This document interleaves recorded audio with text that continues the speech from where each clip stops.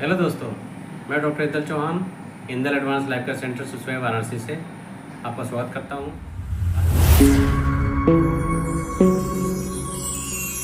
आज हम लोग बात करेंगे हाइपरटेंशन और हाई ब्लड प्रेशर।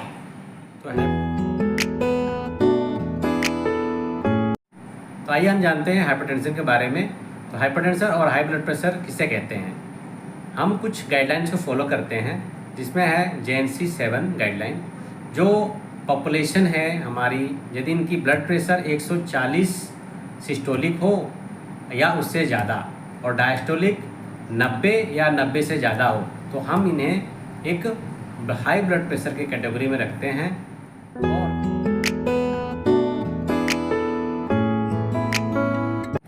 तो हम कैसे बच सकते हैं ब्लड प्रेशर से। इससे कुछ लाइफस्टाइल मॉडिफिकेशन करनी पड़ेगी हमें, जिनमें पहला है वेट का रिड्यूस करना। यदि आप बहुत ओबीस हैं, आपका हाई BMI है, तो आपको वेट रिड्यूस करना है। दूसरी, कुछ डाइट्स होती हैं जिसे हम डैश डाइट कहते हैं।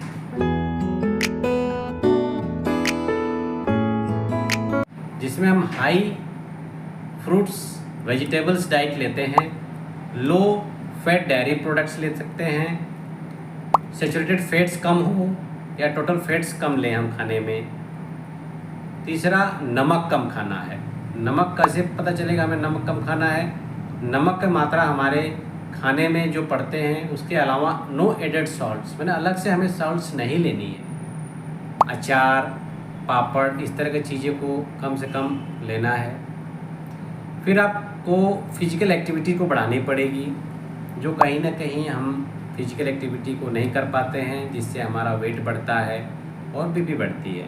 तो हमें फिजिकल एक्टिविटी कम से कम आप डेली 30 मिनट डेली अपने आप को दें, जिसमें आपको ब्रिस्क वॉक कर सकते हैं, स्विमिंग कर सकते हैं, साइकिलिंग कर सकते हैं। आपको एरोबिक एक्सरसाइजेस करनी है कम से कम 30 मिनट पर डे लगातार, एटलीस्ट, नहीं तो आप 5 दिन हफ्ते में ज़रूर करें। फिर अल्कोहल कंजम्पशंस, यदि कोई अल्कोहल ले रहे हों तो उनका लिमिट्स करें, मॉडरेट कंजम्पशन करें। तो यदि आपको ब्लड प्रेशर है और आपको डायग्नोसिस हो गई है कि आपकी ब्लड प्रेशर ज़्यादा रहती है, यानी 140/90 से ज़्यादा है, तो फिर क्या करें। इसके लिए जो हमने लाइफस्टाइल मॉडिफिकेशन बताया वो तो करना ही करना है, उसके साथ फार्माकोलॉजिकल ट्रीटमेंट होती है। तो क्या आपको ब्लड प्रेशर के साथ कोई और बीमारियां हैं, जिसे हम डिजीज टू डिजीज इंटरेक्शन कहते हैं। यदि कोई ऐसी बीमारियां हों और आपके BP के साथ, जो BP की दवा खाते हुए भी आपकी BP कंट्रोल नहीं हो रही है, इसका मतलब आपका कुछ न कुछ प्रॉब्लम है, जो कि दवा को एक मॉडिफाई करना, एक कम्बिनेशन दवा का होना ज़रूरी है। तभी आपका कहीं न कहीं BP जो बढ़ रही है वो कम किया जा सके। जिसको हाइपरटेंशन या ब्लड प्रेशर रहता है, अमूमन देखिएगा तो उनका साथ में ब्लड प्रेशर के साथ डायबिटीज हो सकता है, किडनी प्रॉब्लम होती हैं, कोलेस्ट्रॉल बढ़ा रहता है, ओबेसिटी रहती हैं, बहुत लोगों की हार्ट की प्रॉब्लम भी हो सकती है साथ में साथ। तो ऐसे कंडीशन यदि आपको BP के साथ है, तो कौन सी दवा लेनी चाहिए, कौन सी दवा नहीं लेनी चाहिए, कैसे दवा लेना है, क्या टाइमिंग होना चाहिए, ये बहुत ज़रूरी हो जाता है। यदि यही चीज़ आप इसको ध्यान नहीं रखेंगे तो कहीं ना कहीं BP आपको कंट्रोल आप नहीं कर पाएंगे और आपका BP हमेशा बढ़ा रहेगा।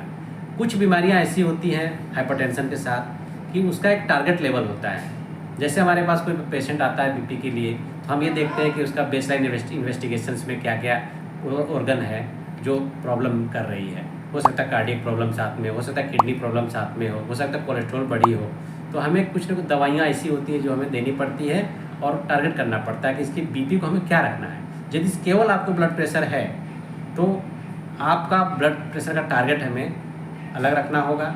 यदि किसी को किडनी की प्रॉब्लम है, किसी का डायबिटीज़ है, तो इनका टारगेट जो गोल होता है हाइपरटेंशन का कंट्रोल का, वो अलग रखना होता है। तो यदि आपको लगता है कि आप ब्लड प्रेशर है और आपका कंट्रोल नहीं हो रही है, या साथ में कुछ और भी बीमारियां हैं जो आपको ब्लड प्रेशर कंट्रोल करने में दिक्कत हो रही हैं, तो दिए हुए लिंक पर आप क्लिक करें, आपका सहयोग हम जरूर करेंगे। धन्यवाद।